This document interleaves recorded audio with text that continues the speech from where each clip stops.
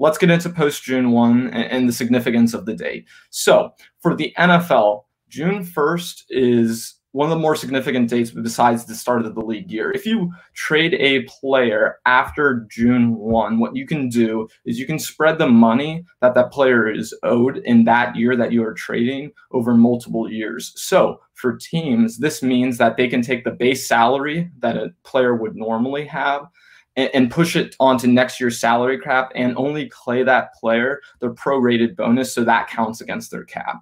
Right. Let me just bring up some notes so I make sure I'm on top of everything, because I came prepared today, very prepared.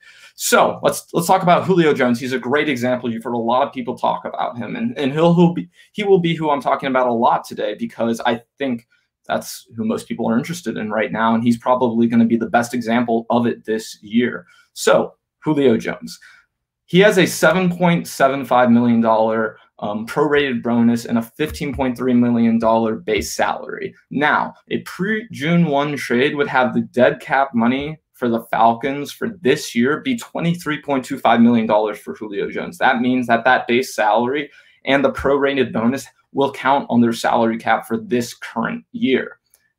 If the Falcons do the trade after June 1st, the difference is significant. So they would only have $7.75 million on their 2021 cap with the Julio Jones trade. And the rest of that money that would be owed, that $15.5 million, would be pushed to 2022. So for teams, you can understand how in a year like this year with the pandemic, with the salary cap decreasing from $198 million to $182 million, the post-June 1 the post-June 1 trade, the post-June 1 cut is extremely significant. And on the one hand, there will be teams like the Falcons, for example, who need to get money off their books. And this is a way that they'll be able to do it this year, even though it hurts them down the line. For other teams like the San Francisco 49ers, who you might be a fan of at home, because they have all their salary cap room, can go out and go after these players now, because there's going to be so many more players available than there would be in a normal year. This is the first year in 27 years that the NFL salary cap has decreased.